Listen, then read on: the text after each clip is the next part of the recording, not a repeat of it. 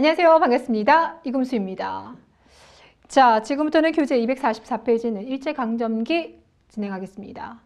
이 일제강점기는요, 1910년에서부터 45년까지 일제 통치 방식에 대해서 배웁니다. 일단 여기는 시대 순으로 이제 쭉 가기보다는 주제사별로 들어가겠습니다. 일단 이번 시간에는요, 우리가 1910년에서부터 1945년까지 일본이 우리를 어떤 식으로 지배했는지 그 모습을 쭉 한 번에 다 볼 거예요. 그래서 전체적인 흐름을 한번 보시고 다음 시간부터는 우리가 이러한 일본의 지배에 대해서 어떻게 저항했는지를 또 주제별로 다시 분류를 해서 들어가겠습니다. 자, 여러분들은 일단 먼저 이제 흐름을 좀 잡아봐야 되겠죠.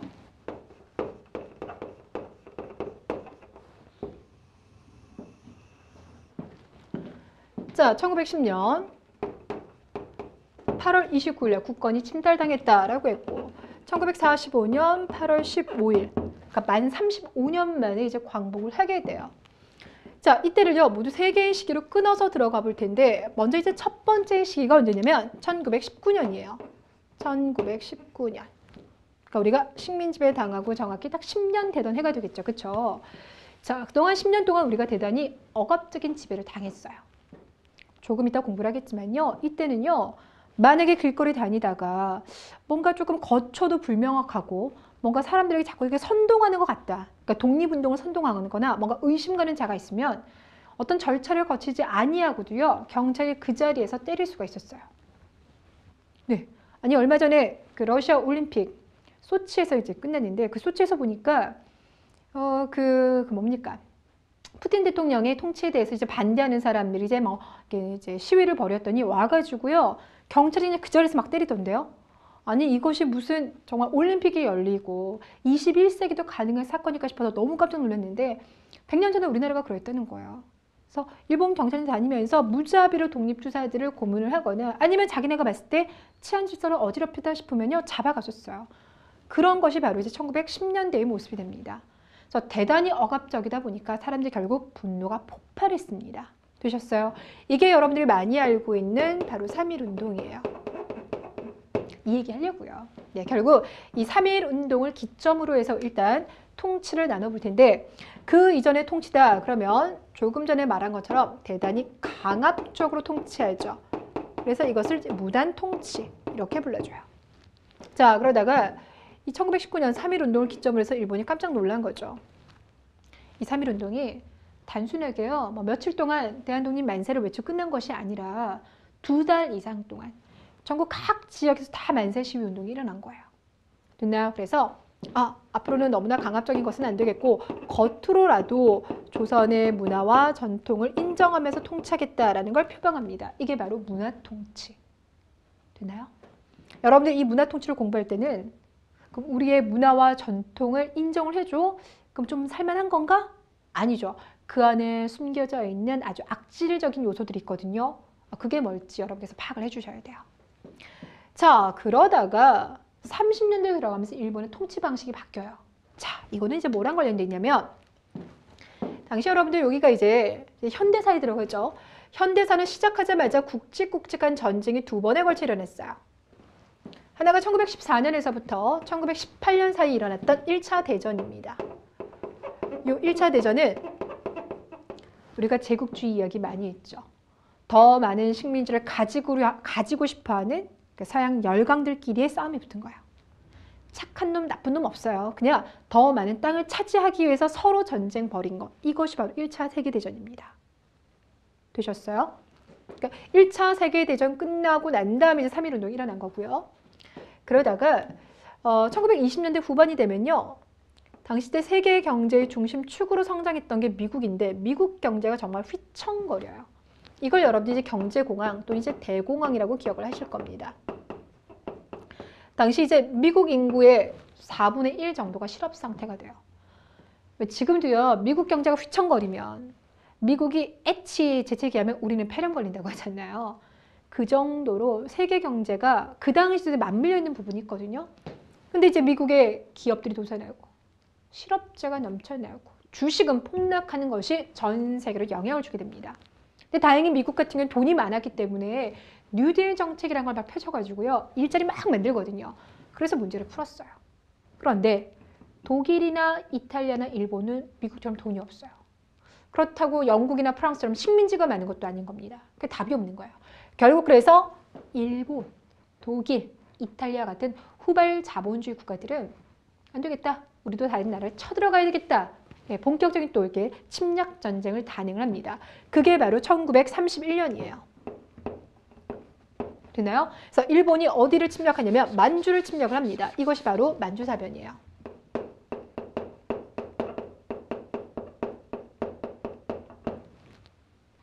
되시겠죠? 근데 그런 전쟁은요, 37년에도 계속 이어져서요, 37년에는 중국과 전쟁을 벌입니다. 청일전쟁 아니고요, 중일전쟁이에요. 중국이 중화민국의 나라를 수립했거든요. 그리고는 41년에는 미국의 하와이를 침공합니다. 그래서 미국과 태평양 전쟁을 치르게 됩니다. 자, 그래서 이 시기 1937년에서부터 출발을 해가지고요, 45년까지 벌어지는 요 시기 있잖아요. 아니다. 1939년에서부터 1945년까지 요 시기를 우리가 뭐라고 하냐면 2차 세계대전 이렇게 불러줘요. 되셨나요? 그리고 그 2차 세계대전 마지막에 미국이 일본에다가 원자폭탄을 떨어뜨려요. 결국 일본이 항복하죠. 그래서 바로 우리가 이제 광복을 하게 됩니다. 되셨나요? 그래서 요 30년대 이후의 모습은요, 일본이 전쟁에 우리를 동원하려고요. 근데 우리를 그냥 동원하면 우리가 당연히 일본을 위해서 충성하지 않겠죠. 그래서 우리 민족을 일본처럼 개조를 합니다. 이것이 민족 말살 통치예요.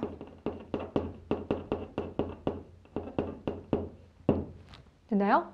그래서 일단 이런 통치 방식의 변화를 하나 볼 것이고요. 두 번째는 일본의 경제 침탈인데요. 당시 우리가 가지고 있는 건 땅밖에 없잖아요. 그래서 일본이 토지 조사 사업을 벌입니다. 그래서 우리 국토의 약 40%를 주인 없는 땅이구나 이러면서 가져가요. 그러다가 이제 20년대가 되면서는요, 우리의 쌀을 가져갑니다. 대놓고 가져갈 수 없죠. 그래서 조선인들아, 쌀 생산량을 늘리자 라면서 산미라는 게 쌀 생산, 이걸 늘리자 라는 프로젝트를 추진하는데요. 이것이 바로 산미 증식계. 그러면서 우리 땅에서 쌀을 가져가고요. 전쟁이 본격화되면서는요, 우리를 자신들의 군수물자를 동원하는 창고로 이용을 해요. 이걸 바로 병참기지. 그러다가 이제 40년대 이제 전쟁 들어가면서부터는 우리도 전쟁에 직접 동원을 하게 됩니다. 됐나요? 그래서 일단 이번 시간에는요, 이런 식으로 시기별로 하나, 둘, 셋, 3단계로 나눠서 일본의 통치 방식을 접근을 들어갈게요. 되셨죠? 자, 그리고 이제 다음 시간부터 이제 3.1운동을 시작으로 해서 다양한 독립운동을 공부하게 될 텐데, 자, 먼저 우리 이전까지요, 1910년 이전까지 일본이 우리를 지배했던 기구는 통감부였었어요. 근데 여기서부터 이제 총독부를 설치를 합니다. 그래서 그 총독부를 기반으로 통치를 했고요. 이 총독부 최고 짱이 누구냐? 총독입니다. 그럼 총독은 어떤 사람들이 오냐? 군인들이 와요. 단 한 번도 군인 아닌 사람이 온 적이 없어요. 그러니까 군인을 보내서 그냥 군대를 다스리듯이 그런 식으로 조선을 통치해 보내버린 거죠. 그리고 이 총독은 엄청난 권한을 가지고 있어요. 입법, 행정, 사법은 기본이고요. 군 통수권까지 가지고 있어요. 그러니까 쉽게 말하면 일본 최고의 통치자가 일왕이죠. 우리는 천왕이라고 이제 안 합니다. 일왕이라고 하는데, 일왕이라면 여기는 작은 일왕이 와 있다고 생각하시면 돼요. 되셨어요? 자, 그러면 하나씩 확인해 봅시다.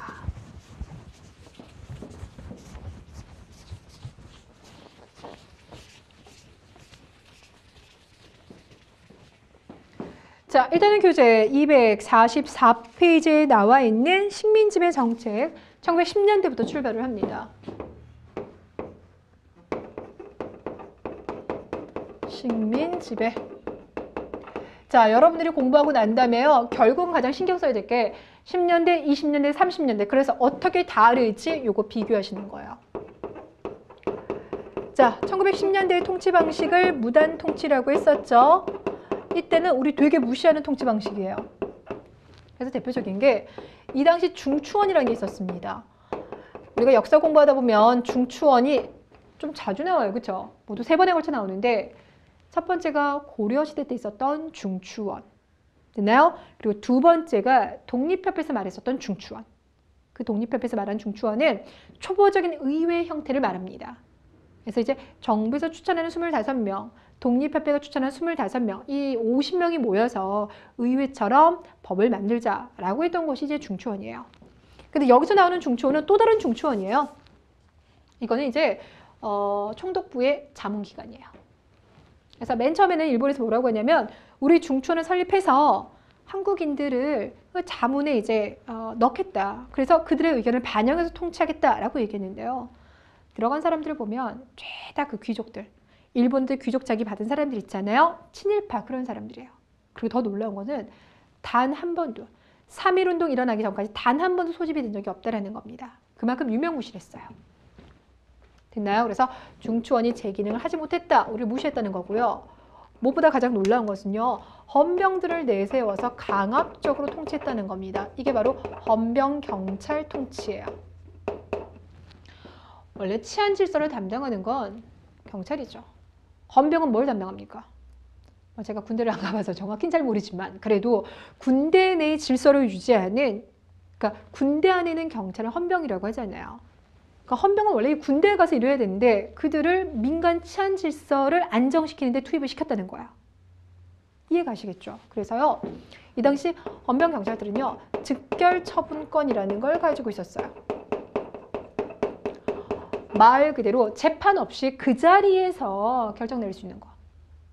되셨어요? 그래서 만약에 딱 봤더니 저 사람이 뭔가 진짜 범죄가 의심되고, 여기서 말하는 범죄라고 하면 특히나 이제 독립운동인 거죠. 돌아다니면서 사람들에게 독립을 호소하고 설득하고 뭔가 유인물을 배포하고 조직을 만들어갔다. 뭔가 의심이 돼. 그러면 재판 절차 없이 그 자리에서 잡거나 그 자리에서 때릴 수도 있습니다. 이걸 바로 태형이라고 해요. 됐나요? 우리 태장도유사 5단계 처벌 이야기 했었죠. 그러니까 때리는 겁니다. 회초리로 때리는 거. 근데 그냥 때리는 게 아니에요, 이게요, 여러분들. 뭐 20대, 30대, 40대, 50대. 어떤 사람은 이거 맞아서 죽기도 하고요. 아니면 불구가 되기도 합니다. 되셨어요? 그러니까 그만큼 잔혹한 통치였다라고 얘기할 수 있겠죠. 자, 이런 분위기 속에서요. 선생님도요. 수업에 들어올 때 칼 차고 들어옵니다. 그럼 교육 수준은요. 그들이 우리를 부려먹을 수 있을 정도만 아주 초보적인 교육만 시켜줘요. 그래서 일본이 우리를 지배하는 기간 동안 교육령이 여러 차례 발표가 되어 1차부터 5차까지가 나오거든요. 이때가 몇 차일 것 같아요? 1차입니다. 굳이 너무 신경 안 써도 되는 게요. 10년대 1차예요. 20년대 2차예요. 우리가 30년대, 40년대 엮어갈 거죠. 그때 나머지 3, 4, 5 그냥 묶어 들어가시면 돼요. 1, 2, 3, 4, 5. 그 핵심 내용을 봤더니 지금의 초등학교에 해당하는 게 그 당시 이제 보통학교였거든요. 근데 여러분들 보통학교 몇 년 다닙니까? 보통학교 지금 다들 6년 다니죠. 짧게 다니신 분들이 있다면 그건 너무 똑똑해서.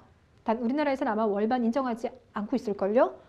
근데 이때 일본인들은 6년 다닌 학교를 조선인들은 야, 니들 뭐 그렇게 공부 많이 할 필요가 있니? 4년만. 보통학교를 4년 교육시킬 정도이니 뭐 고등교육이 시행된다, 대학교 이런 건 당연히 꿈 못 꾸죠. 그렇죠? 그래서 대학은 없었어요.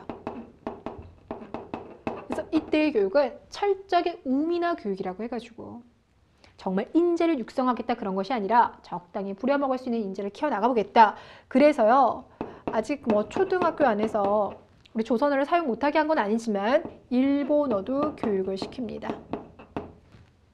되셨어요? 또 여기에다가 이 시기 때 악법들이 또 많이 제정이 됐었어요.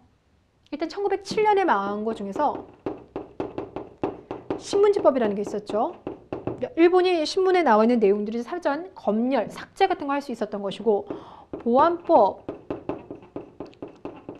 해서 집회와 결사자를 막은 거예요. 이게 언제라고요? 1907년.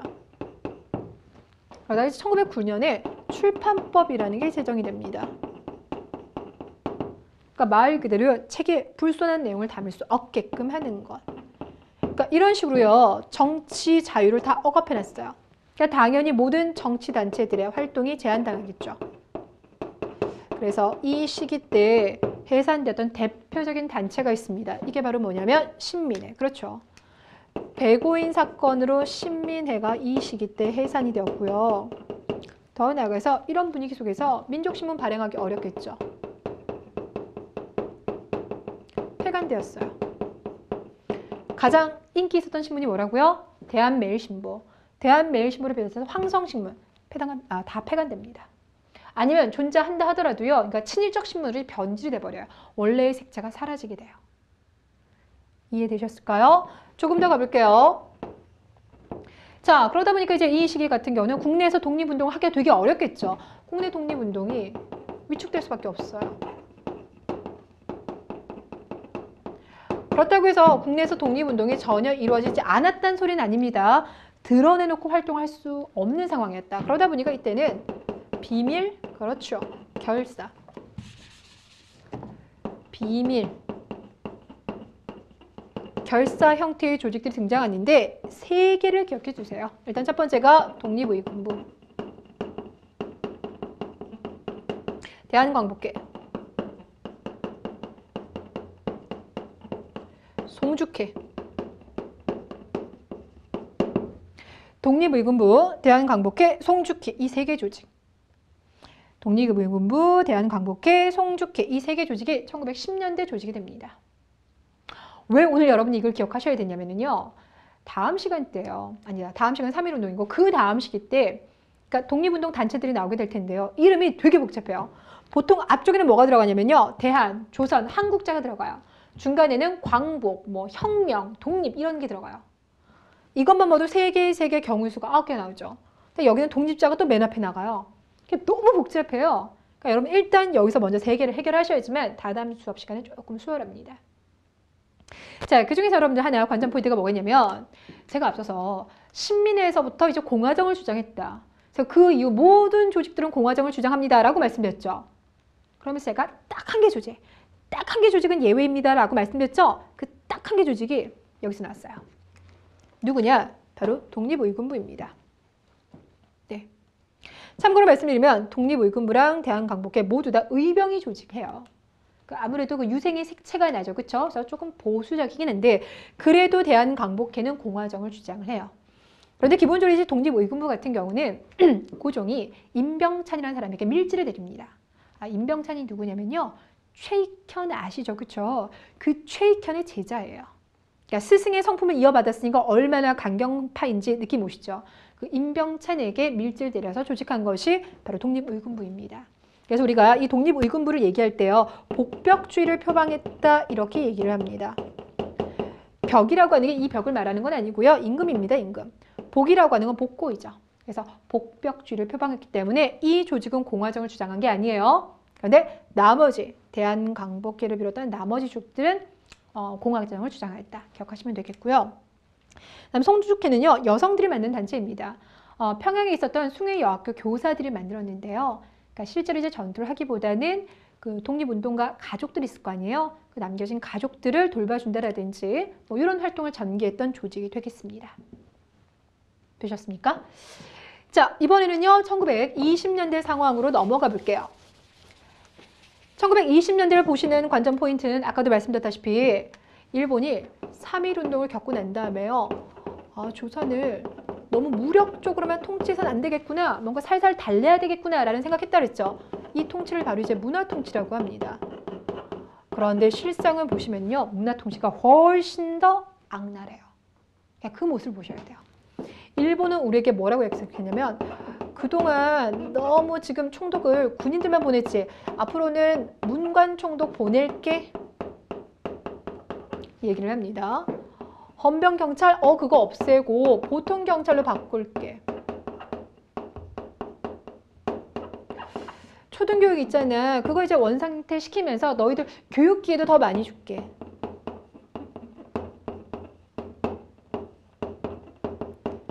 그래서 앞서선 4년밖에 안 되었죠? 이거 다시 6년으로 돌아옵니다. 그러면서 대학 설립하게 해주겠어?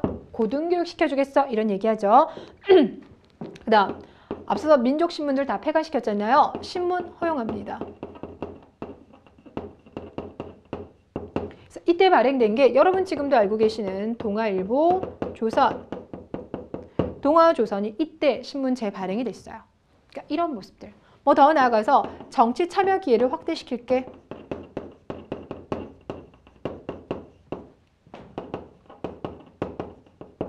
그래서 전국인 도에다가 평회 같은 거 만들어서 거기에 이제 참여해서, 그러니까 지금으로 하면 자치제 시행할 수 있도록 해줄게, 뭐 이런 얘기들을 해요. 그러니까 이게 이제 문화 통치의 겉으로 드러나는 모습이에요. 자, 그렇다면 우리는 실상을 한번 까발려 봅시다. 실상을 봤더니 한 번도 그 이후까지 문관 총독이 파견된 적이 없어요. 말만 그렇게 되는 거예요. 되나요? 보통 경찰체 시행했어요. 그런데 관복만 바꿔 입혔을 뿐인 거지 실제로 경찰 관수라든지 경찰서의 수는, 그러니까 경찰서의 수는 훨씬 더 증가합니다. 3배 이상 증가를 해요. 그래서 전국 면 단위로요. 경찰서 없는 곳이 없어요. 교육 기회를 확산시켜주겠다. 뭐 6년뿐만 아니라 대학 교육 시켜주겠다라고 하지만 실제로 우리가 대학 만들려고 했을 때 방해를 했어요. 그래서 우리 손으로 대학 못 만들게 하고요. 자기네가 대학 만들어줘요. 이게 바로 경성제국대학. 아니 우리 손으로 만드는 거랑 일본이 만드는 거 차이가 뭐가 있을까요? 크죠. 커리큘럼도 일본이 짜놓는 거잖아요. 근데 우리가 스스로 대학을 만들게 되면 우리가 민족 인재를 육성하기 위해서 정체성을 강화시킬 수 있는 학문들을 가르칠 텐데 그러지 못하겠다는 겁니다. 그리고는요. 교육기를 늘려준다고 하지만 실제로 여전히 초등학교 다니는 아이들이 전체 인구 중에서 20%도 채 안 돼요. 뭔지 알겠죠? 자, 민족신문 폐간시키고 난 다음에 다시 이제 신문들을 허용했다고 하지만 여전히 중간에요. 정간 되는 경우도 많이 있었고요. 검열을 통해서요. 내용을 사전에 삭제하는 경우가 많아요.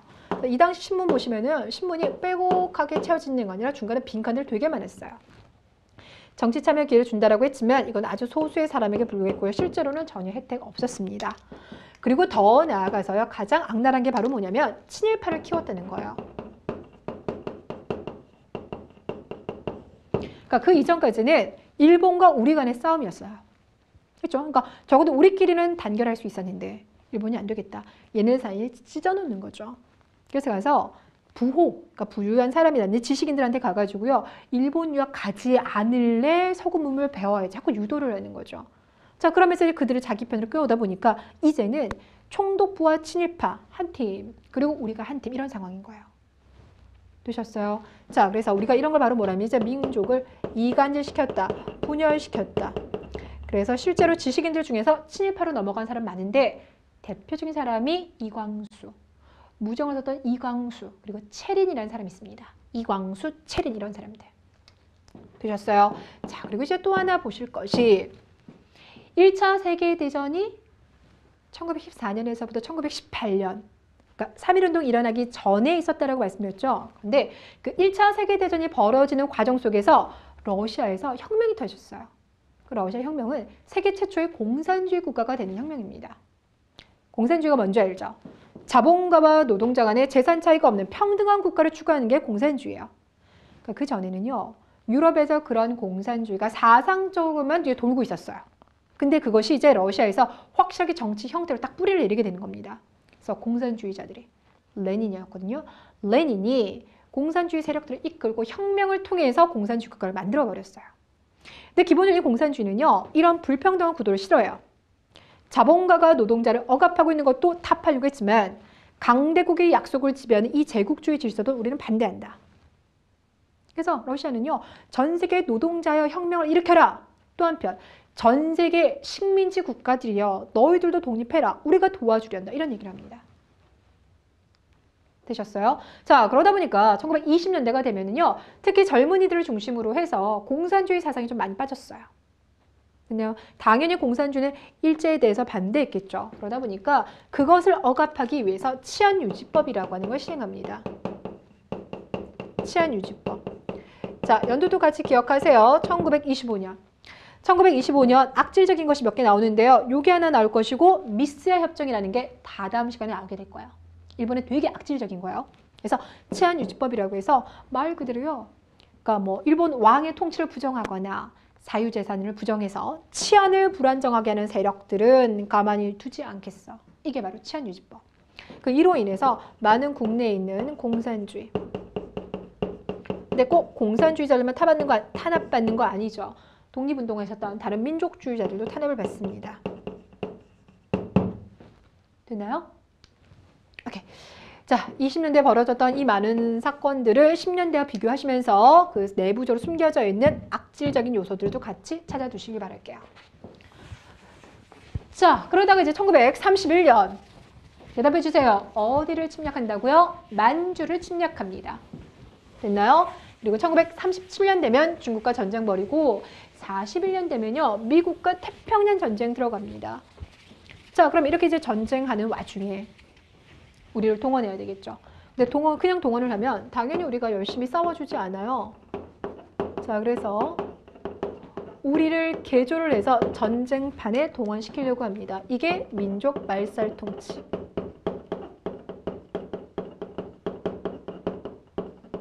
그래서 이때요. 역사 왜곡이 되게 많이 나와요. 내선일체. 선이라고 하는 것은 조선, 우리를 말하고요. 내라고 하는 건 일본. 그러니까 내지인과 조선인들은 한 몸이야. 원래 조상도 같았다 얘들아 이러면서 일선 동조론을 외쳐요. 일본과 조선은 조상도 같아요. 역사 왜곡 들어가는 거죠. 자, 그러면서 아침마다요. 황국신민 서사를 암송하게 합니다. 황국신민 서사. 그러니까 나는 충성스러운 일본 왕의 신하이자 백성입니다. 이런 거 암송하게 시켰어요. 어른 버전 있고 애 버전 있습니다. 잠깐만 구경할게요. 자, 교재에서요. 247페이지 가운데 보시면 황국신민서사 나와 있죠. 죄송합니다. 거기 앞에 치안유지법이 붙었는데 그건 지워버리세요. 자, 우리들은 대일본 제국의 신민입니다.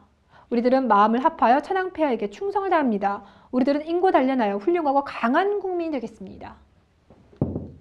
30년대 이후 모습. 그래서 여러분들 우리 예전에는요. 초등학교라고 안 하고요. 저 어렸을 때는요. 국민학교라고 했어요. 혹시 저처럼 국민학교 세대 있으십니까? 그 국민학교가요. 황국신민에서 국자미자 따가지고 온 거예요. 예, 좋은 뉘앙스 아니죠. 그렇죠? 그래서 지금 초등학교로 바꾼 겁니다. 그래서 황국신민 서사를 아침마다 외치겠고요. 또 궁성요배라고 해가지고요.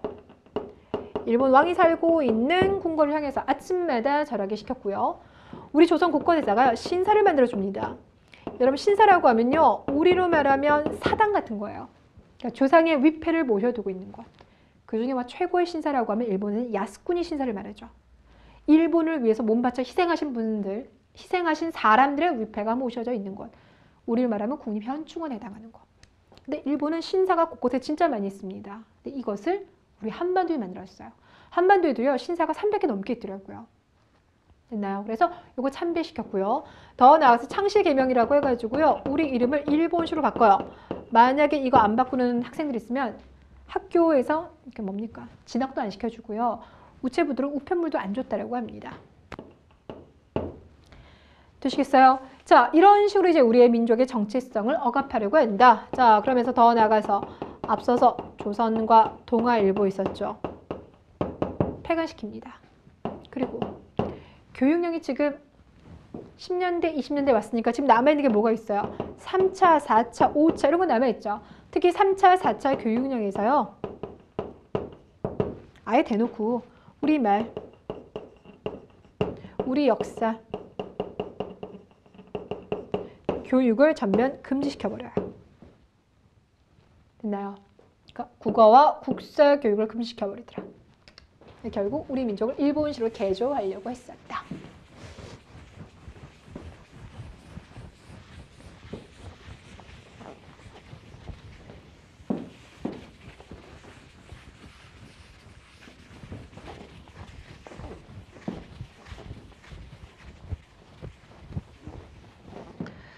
자, 그 내용이 지금 여러분 담겨져 있는 게 247페이지죠. 근데 잠깐만 여러분들 사료 확인하겠습니다. 246페이지. 거기 치안유지법 먼저 볼게요. 봤더니 밑에 세 번째 줄. 사유재산 제도를 부인하는 것을 목적으로 결사를 조직할 때 그 밑에 10년 이하의 징역 또는 금고에 처한다. 나와 있죠. 그렇죠? 그러니까 사회주의 사상의 성장을 억압하고 있는 거고요. 자, 그 다음 밑으로 봤더니 친일파 양성책 나왔죠. 거기 보니까 사이토 총독 나와 있습니다. 그 이름도 같이 기억해 주시고요. 핵심적인 친일 인물을 골라서 그 인물을 통해 귀족, 양반, 유생, 부호, 교육가, 종교가에게 침투를 해서 개국가 사정을 참작하여 각종 친일 단체를 조직하게끔 한다. 그러니까 이제 이간질 들어가죠. 친일적인 민간 유지들에게 편의와 언주를 주고 수재 교육의 이름 아래 많은 친일 지식인들을 긴 안목으로 키운다. 실제로 이러했었어요. 그래서 문제에서 나올 때는 이 친일파 양성책 띄워주고 이 시대와 관련된 일본의 통치 정책 인 것은 또는 아닌 것은 뭐 이런 식으로 문제 물어봅니다. 자, 이번에는요 247페이지 경제 약탈 들어갑시다.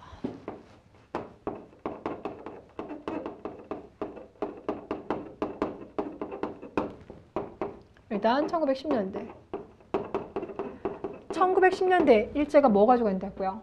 우리 땅 가져간다 했죠. 그래서 이 땅을 가져가기 위해서 벌이는 사업이 토지조사 사업이에요. 을 추진합니다. 그럼 여러분이 땅에 대해서 조사한다고 생각하면 뭘 조사하겠습니까? 땅이 어디에 있는지, 누가 그 땅을 가지고 있는지, 땅이 생긴 모습이 반듯한지 구부러져 있는지, 그다음에 그 땅의 가격이 얼마가 되는지 뭐 조사할 거 여러 가지가 있겠죠. 근데 이 중에서 일본이 가장 관심을 보였던 분야는 바로 뭐냐면 땅을 가지고 있는 자가 누구냐 이거 되게 관심 가져요. 지금으로 말하면 그 집의 집주인 누굽니까? 이거 조사했다는 거예요. 근데 여러분들 여러분이 살고 있는 집이요. 여러분이나 여러분 부모님 소유인 경우도 있지만 임대해서 사는 경우도 많이 있죠. 그렇죠? 그러면 임대해서 사는 경우를 토지에 비유한다면 그건 바로 뭐가 되냐면 경작권이 돼요. 그 집주인 누구니와 더불어 그 집에서 지금 전세 살고 있는 사람이 누구니 이것처럼 그 땅에서 땅주는 아니지만 농사 짓고 살고 있는 소장농이 누구니 이것도 관심 가져줘야 돼요. 원래는. 왜? 우리는 지주 전후제가 조선 후에 계속 심화되고 있잖아요. 그렇죠? 그렇기 때문에 관심을 가져주는데 여기에 대해서 전혀 개입하지 않아요. 관심 없어요. 그들은 오로지 땅 주인은 누구니 이것만 관심 가집니다. 그러면서 네가 땅 주인이야? 그러면 총독부에다가 네가 땅 주인이라고 하는 거 신고해. 그것도 그냥 오지 말고 증인이랑 토지 문서 들고 와서 신고해. 그러면 네 땅으로 인정해 줄 거야. 이렇게 합니다.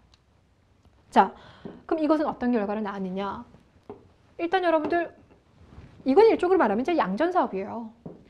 광해군이 임진왜란 끝내고 양전사업 벌였어요. 흥선대원군도 체제 안정시키면서 양전사업 벌였어요. 이것도 양전사업이에요. 기본적으로 통치자들이 하는 양전사업의 근간은 뭐냐면 조세 수입을 늘리고 싶어요. 이건 거죠.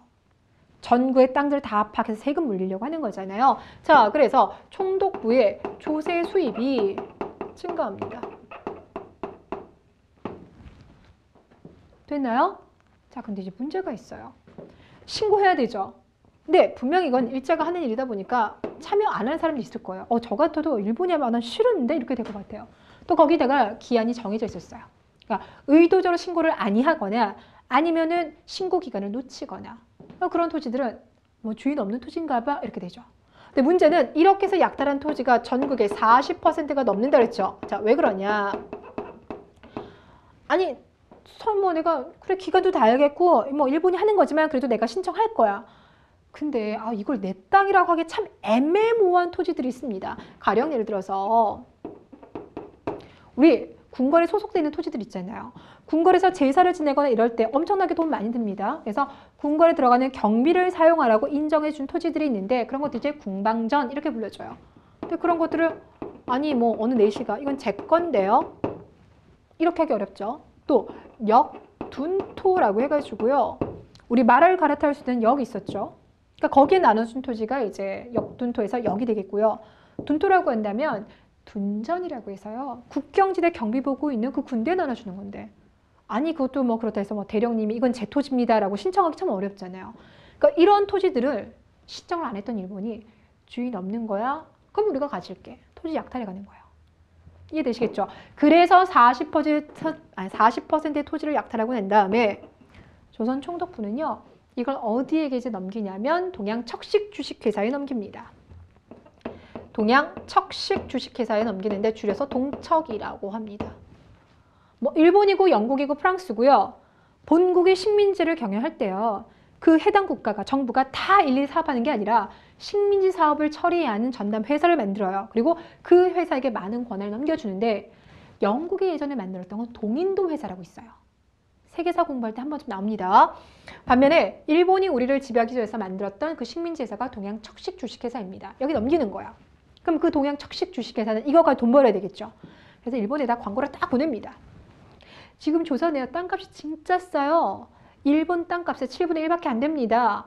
혹시라도 조선에 와서 농사 짓고 싶은 사람, 이민 가고 싶은 사람 오세요. 광고 딱 드려요. 그러면서 마지막에 답니다. 조선의 땅값은 앞으로도 상승할 것입니다. 그러니까 부동산에 관심 있는 사람들 혹하겠죠. 그렇죠? 나름 돈이 조금 부족했던 사람들은 조선에 가서 어떻게 돈 좀 벌어볼까 생각하겠죠. 이런 식으로 해서요. 일본인들이 많이 넘어오게 되고 자연스럽게 우리 땅 안에서 일본인 지주들이 늘어나게 됩니다. 이해되시겠어요? 그러니까 주인이 바뀌어버리는 거예요. 자, 그럼 이제 우리 국민들은 어떻게 되냐? 우리 국민들 중에서도요. 땅을 뭡니까? 그러니까 신고한 사람들 있잖아요. 그런 신고한 사람들은 인정받아요. 그래서 지주가 가지고 있었던 이 소유권은 인정을 해주는데 그러다 보니까 지주들이 서서히 이제 친일화가 된다는 거죠. 다는 아니더라도 땅을 가지고 있는 지주들 중에서 친일화로 변모되는 사람들이 많이 등장하고요. 문제는 신청하는 나머지 그럼 농민들은 어떻게 되는 거예요? 소장농이 되는 겁니다. 자, 여기서 중요한 문제가 나오는데요. 신청하지 않았던 우리 많은 농민들이 자신의 땅을 잃어버리는 겁니다. 소장농이 늘어가요. 됐나요? 또 거기다가 우리는 조선시대 소장농이라 하더라도요. 내가 만약에 A라는 양반과 소작관계를 맺었습니다. 그리고 내가 그 땅을 농사짓고 있는다 그러면요. 그 땅 주인을 하더라도 나를 함부로 내쫓지 못해요. 이게 바로 경작권이에요. 그러니까 여러분이 지금 전세나 월세로 어느 집에 살고 있다 치면요. 집주인이 와가지고 갑자기 나가라 못해요. 전세 기간 2년 동안은 여러분이 그 집에서 반드시 살 수 있는 권리가 있는 거죠. 마찬가지예요. 조선 같은 경우는 한 번 소작 관계가 맺어지면 나뿐만 아니라 내 자식 때도 그것이 계속 이어지는 게 전통적인 관례였는데 일본인 지주들은 난 그런 거 몰라요. 인정 안 해버리는 거예요. 되셨어요. 그래서 1년 단위, 2년 단위 계속 새롭게 계약을 갱신을 합니다. 그래서 소장농이 늘어나는 것뿐만 아니라 기한제 소장농이 늘어납니다. 이렇게 얘기를 해요. 되셨습니까? 오케이. 그러다 보니까 기본적으로 이제 소장농이 되면 생산량의 절반을 나눴잖아요. 병작 반수지였죠. 근데 점점 심해져서 60, 70, 80%까지 가져가는 그런 경우가 발생을 합니다. 되셨을까요? 자, 이것이 바로 토지조사 사업의 그들의 목적이었고 실제로 나타난 결과입니다. 여러분이 관심 가져주는 건 바로 이 부분인 거죠. 됐나요? 자, 두 번째 갑니다. 일본은요. 회사령을 실시를 해요. 회사령. 이 법령이 담고 있는 내용은 바로 뭐냐? 회사를 설립하고자 하는 사람은 총독부에 사전에 신고를 해야 돼. 그래서 허가를 받아야지만 회사를 설립할 수 있어. 이겁니다. 결과 뻔하죠. 총독부는 조선인들이 회사 설립 신고서를 내면요. 통과 안 시켜줬다는 거예요. 민족 자본의 성장을 의도적으로 억압시켰다 보시면 되겠고요. 돈이 될 만한 거 옛날이고 똑같습니다. 소금이라든지 담배, 인삼. 총독부가 직접 생산 판매를 담당을 합니다. 전매제. 더 나아가서요. 산림령, 어업령. 령이 계속 나오죠. 여기다가 광업령. 이걸 실시하는데 그러니까 땅을 조사하는 게 토지조사 사업이라면 산의 주인을 조사하는 게 산림령이에요. 봤더니 땅 주인, 산의 주인 없어? 그럼 그거 총독부가 가진다. 이렇게 해서요. 우리 국토의 절반에 해당하는 산을 또 가져갑니다. 얘네들이. 근데 여러분들 우리는요. 또 전통적으로요. 동네에 만약에 주인 없는 산이 있잖아요. 그럼 동네 주민들이 그 뒷산에 가서요. 땔감 나무도 가져오고요. 소 여물거리도 가져오고요. 그래도 아무도 뭐라고 안 했어요. 그래서 산에 들어갈 수 있다. 이걸 바로 이제 입회권이라고 했는데 이제는 너 그 땅 그 산 주인 아니잖아. 들어가지 마. 이런 것도 부정해버리는 거야. 경작권 부정하죠. 입회권도 부정합니다. 어업령을 통해서 일본 어부들의 진출을 확실하게 부정했고요. 광업령을 통해서 우리의 지하자원을 약탈합니다. 됐나요? 그래서 이런 거 이제 일본으로 가져가야 되잖아요. 그래서 이 당시 때 1910년대 때 우리나라 철도 노선이 다 완공이 돼요. 자, 잠깐만요. 우리 이미 1910년 들어오기 전에 철도 깔아놨었죠.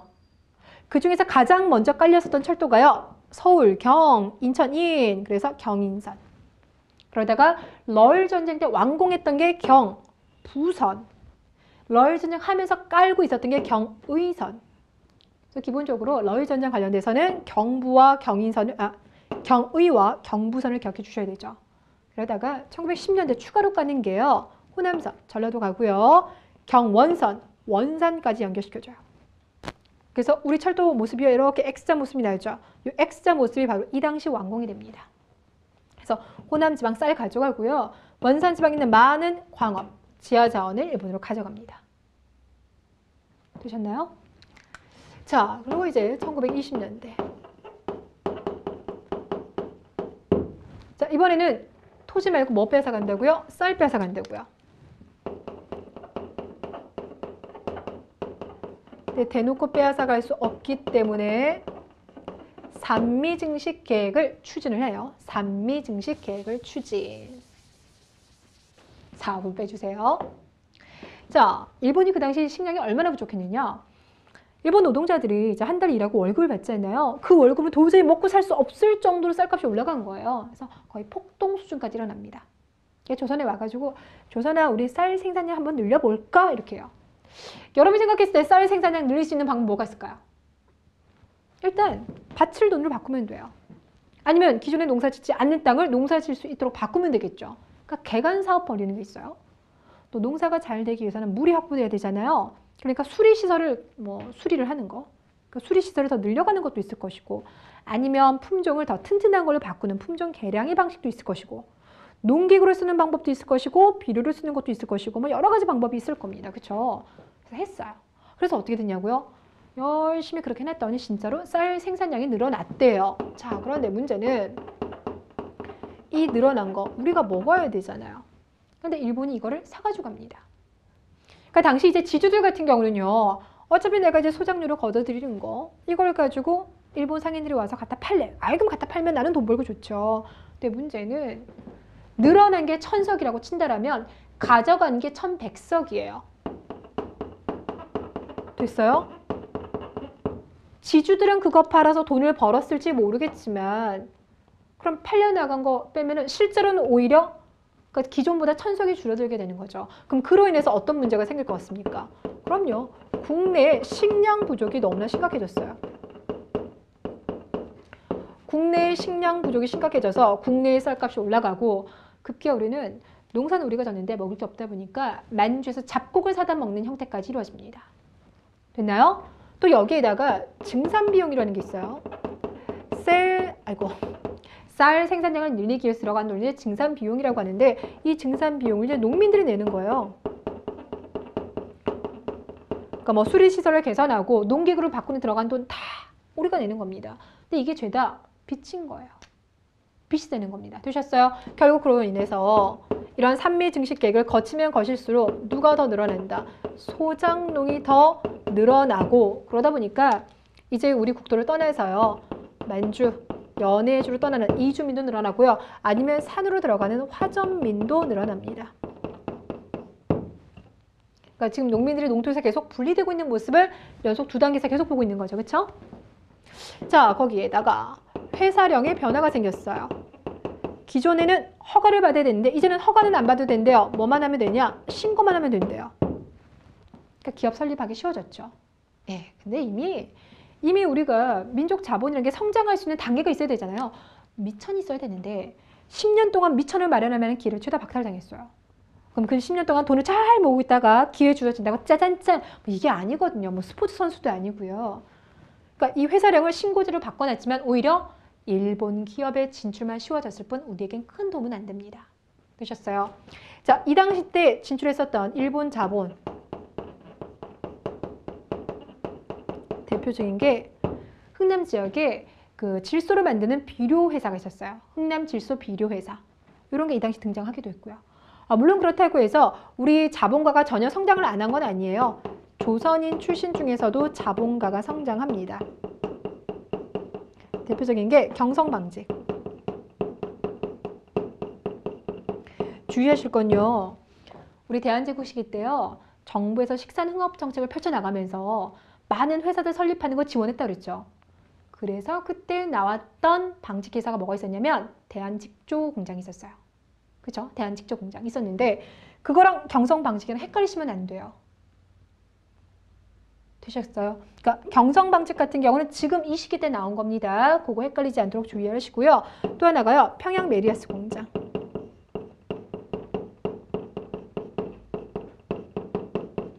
공장이 있었으나 이건 소수에 불과하고 민족 자본이 성장하기에는 기회가 너무 오래됐었다라는 거죠. 자, 뿐만 아니라 신은행령이 발표가 됩니다. 신은행령. 그러니까 은행 중에서 기본적으로 이제 자기 자본이 좀 적은 데 있잖아요. 규모가 작은데 이런 은행들은 그냥 통폐합시켜버려, 없애버려. 당연히 우리 민족은행들은 규모가 작을 수밖에 없고 이런 은행은 결국 문을 닫게 됩니다. 거기다도 여러분 교재에 보시니까요.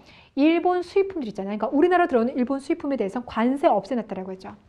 그러니까 다른 나라 물품에 대해서는 관세를 놔두는데 일본에서 들어오는 수입품에 대해서는 관세를 없애서 우리 땅이 뭐가 되냐면 일본에서 만든 물건을 팔아 처분하는 상품 판매지로 전락이 되는 거예요. 그러니까 결국 우리 땅에서 지네가 원료 가져가죠. 거기서 물건 만들었죠. 원료보다는 제품 가격이 더 비쌀 거 아니에요. 이렇게 제품으로 만들고 난 다음에 다시 우리한테 갖다 파는 거예요. 그러니까 전형적으로 제국주의 국가들이 식민지에게 추진했던 정책. 원료를 공급받아서 제품을 내다 파는 곳. 그런 곳으로 전락된 게 1920년대의 모습이 됩니다. 자, 지금 여러분께서 이야기 들으실 때요. 계속 여러분들은 1910년대, 20년대 지금 분류하고 있는 거죠. 자, 그리고 이제 마지막 30년대 들어갑니다. 자, 그런데 여러분들 이 경제적인 부분에서는요. 30년대 초반이랑요. 후반 때부터 이제 나눠 들어갈게요. 일단 이때는 일본이 이제 전쟁을 준비하는 단계였기 때문에 우리로 하여금 이제 전쟁 물자를 생산하는 그런 역할을 담당하게 하죠. 그래서 병참 기지화라고 얘기합니다. 그래서 이때 첫 번째 남면 북양 정책이 있어요.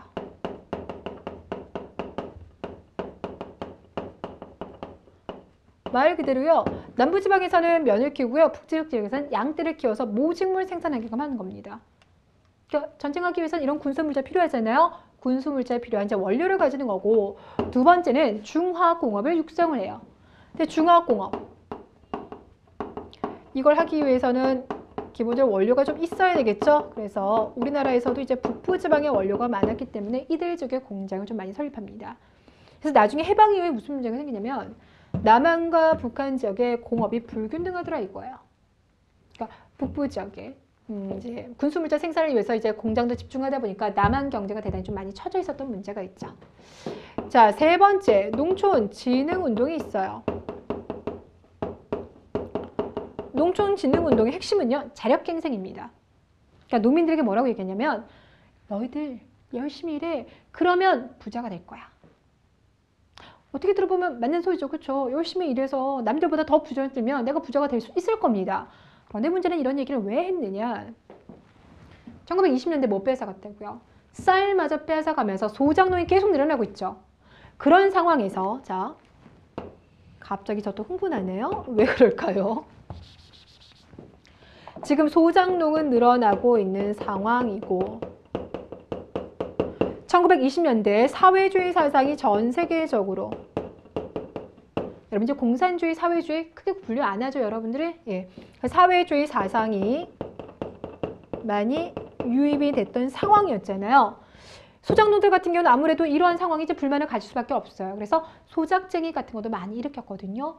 그러다 보니까 이런 거 이제 무마하기 위해서 얘들아, 니네가 가난한 건 총독부의 문제가 아니라 니네가 게을러서 그런 거야. 그러니까 열심히 해. 그러면 너희들은 자력갱생할 수 있을 것이야. 이걸 얘기했던 게 농촌진흥운동이 되겠습니다.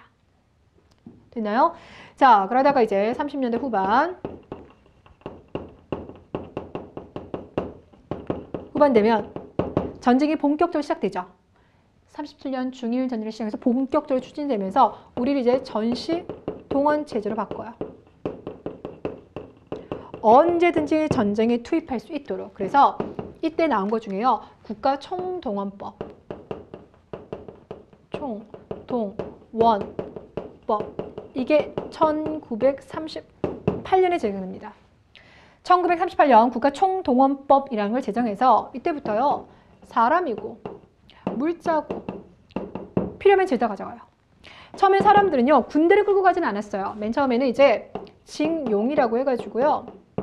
강제징용 들어보셨죠? 그러니까 뭐 광산을 개발한다라든지 도로를 닦는다든지 비행기 활주로 공사하는데 우리 젊은 남자들 끌고 가는 거예요.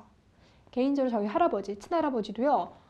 5년인가 모두 2차례 걸쳐서 끌려갔다 오셨는데 다행히 돌아오셨어요. 저희 할아버지는. 근데 돌아오지 못하는 분들도 많이 계시죠. 그래서 처음에는 이제 노동자 형태로 데려갔다가 나중에는 군대를 가져왔는데 믿을 수가 없으니까요.